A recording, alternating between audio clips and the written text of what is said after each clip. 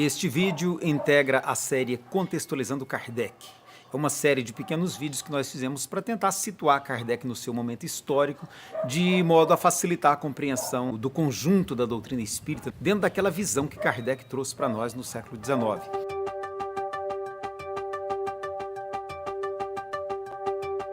Neste vídeo nós vamos analisar o contexto de conflito entre catolicismo e protestantismo que acontecia na época de Allan Kardec. É bom a gente lembrar que a França foi palco da Noite de São Bartolomeu, o evento talvez mais trágico de conflito religioso que nós tivemos na história da Europa, onde católicos montaram uma emboscada para os protestantes e não se sabe ao certo número, mas entre 15 e 30 mil pessoas protestantes foram assassinadas. É interessante a gente lembrar também que Kardec foi educado numa escola protestante, a escola de Henri Pestalozzi.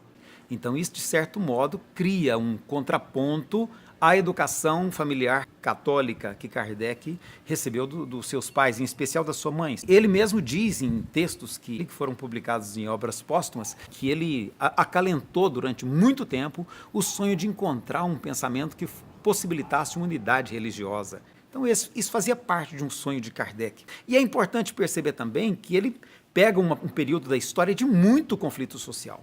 Conflitos sociais intensos. Só para a gente lembrar, assim, resgatar um pouquinho as informações.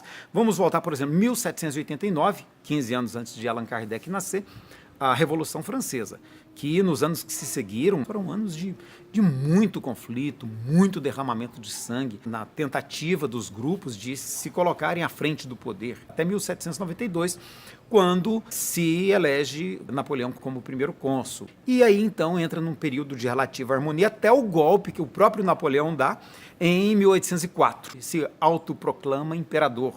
Quer dizer, mais uma situação de conflito que coincide exatamente com o ano em que Kardec nasceu. Isso aí vai ser toda uma problemática da qual resulta, inclusive, a execução do pai de Allan Kardec, e que vai terminar em 1814 com a queda de Napoleão Bonaparte e a reinstauração da monarquia. Essa monarquia vai passar por muitos conflitos, muitos transtornos, inclusive com a Guerra de 1830, que é um momento muito sangrento que o pintor, o Delacroix, relata num quadro seu que ficou muito famoso, e vai até 1848, quando finalmente os republicanos conseguem destituir a monarquia e reinstaurar a Segunda República na França. Essa Segunda República na França vai se dar, então, com a eleição, inclusive, de Napoleão III, que depois dá outro golpe de Estado, em 1852, e vai manter a França sob ditadura, né, até 1870, um ano depois da desencarnação de Allan Kardec. Então, Kardec vive todo esse período conflituoso da história francesa. E toda a obra espírita é escrita nesse período de conflito. Não há como isso não influenciar na estruturação do pensamento kardeciano. E nós vamos ver, inclusive, na questão que trata da guerra, quando, não sei se ele ou quem fez essa pergunta, porque isso não fica claro no Livro dos Espíritos, mas perguntaram sobre a utilidade providencial da guerra, o Espírito responde: a liberdade e o progresso. A gente vai perceber que a resposta do Espírito está situada no contexto das guerras da França naquele período, onde realmente existia todo um anseio republicano por liberdade, que é um movimento que está permeando toda a Europa no século XIX. É claro que essa resposta não se aplica, por exemplo, a outras guerras, em particular, vamos pegar aí a Primeira Guerra Mundial, a Segunda Guerra Mundial, as guerras recentes agora da nossa história, como a Guerra do Iraque, a Guerra do Kuwait, e todas as guerras recentes, que todas são motivadas por ambição, por dominação econômica, por interesses econômicos os mais variados, em particular, o domínio do petróleo. É claro que essa resposta não se aplica, por exemplo, à Guerra do Ópio, que a Inglaterra declarou contra a China, obrigando a China a aceitar a comercialização de uma droga que estava tirando a vida dos chineses. Então, está claro que ela não é uma resposta geral para todos os casos. O Espírito responde inspirado pelos ideais de libertação que a França vivia no século XIX. E não só isso, muitos outros pontos a gente vai perceber que estão vinculados a esse período da história da França. Por exemplo, outro ponto, o magnetismo animal, que na época era um entendimento do século XVIII com Anton Mesmer, que viveu na França, que teve em Paris um grande ambiente de trabalho seu e teve uma influência muito grande sobre a intelectualidade francesa, em particular sobre Kardec. Ele mesmo disse que estudou magnetismo animal por 35 anos e era um experimentador dessas técnicas, em que pese esse ser um conceito que hoje não se aplica. Magnetismo hoje tem outro significado. O magnetismo hoje é um fenômeno físico propiciado ou por metais ou por corrente elétrica em movimento. O conceito mudou, mas naquela época o magnetismo animal também era um entendimento muito presente na sociedade, e Kardec mostra a influência que isso teve ao longo de toda a sua obra.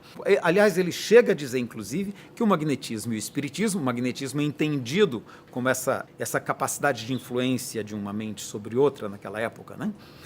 O magnetismo e o espiritismo eram como que fossem ciências irmãs e que caminhavam juntas. Um outro ponto que é muito importante também a gente compreender do pensamento kardeciano é esse sonho da união das religiões. De algum modo, nós vamos perceber isso materializado na sua literatura, quando ele procura, então, construir um pensamento religioso baseado na ciência do século XIX, na filosofia que alimentava o pensamento daquela época do iluminismo, que represente a possibilidade de união entre catolicismo e protestantismo. A gente não tem como deixar de notar isso na própria obra kardeciana.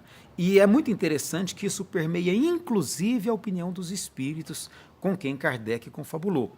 Por isso que o espiritismo vai ter, embora Kardec, a princípio, tenha tentado afirmar o espiritismo como ciência, isso fica muito claro na primeira edição de O Livro dos Espíritos, que é quase que um relatório científico, mas ele vai mudando um pouquinho essa conformação com o tempo. Na segunda edição ele já dá um caráter um pouco mais religioso, tanto que ele até passa a mudar o nome dos espíritos, já não é mais Agostinho, já é Santo Agostinho, já não é mais Vicente de Paulo, é São Vicente de Paulo. O próprio Kardec já dá uma conformação um pouco mais catolicizada para o espiritismo a partir da segunda edição do Livro dos Espíritos, e nós vamos perceber isso então a partir do Evangelho segundo o Espiritismo e depois com a Gênese, unindo Evangelho e a própria Bíblia Sagrada do judaísmo e do cristianismo tradicional da Europa ao espiritismo. Ele faz essa escolha ao longo do tempo. E uma escolha até, entendo eu, muito acertada, porque talvez se o espiritismo ficasse restrito aos laboratórios de ciência, talvez ele não tivesse sobrevivido. Outro ponto que é muito importante, que confirma essa tese religiosa da obra kardeciana, é o tratamento que Allan Kardec dá para a ideia de Deus. Ao desenvolver a ideia da obra espírita, nós vamos perceber que ele não usa essa ideia do Deus, inteligência suprema e causa primeira de todas as coisas. Em muitos momentos ele volta àquela ideia do Deus pessoal do cristianismo europeu.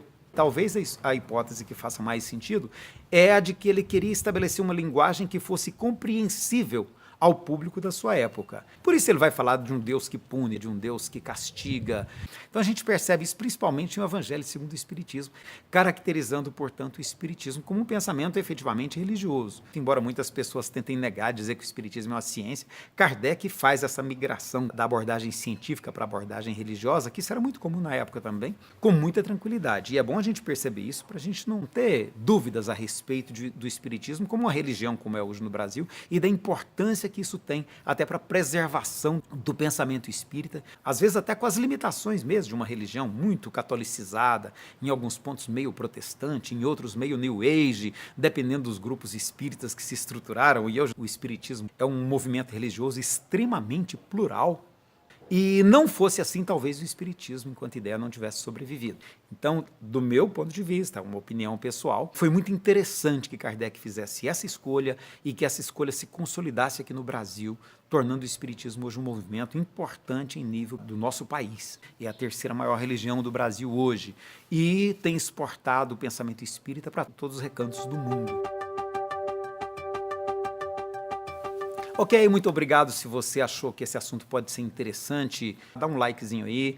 Se possível, se inscreva na página para você estar recebendo nossos próximos vídeos a respeito desse assunto e de outros assuntos que a gente aborda aqui no nosso portal. Muito obrigado.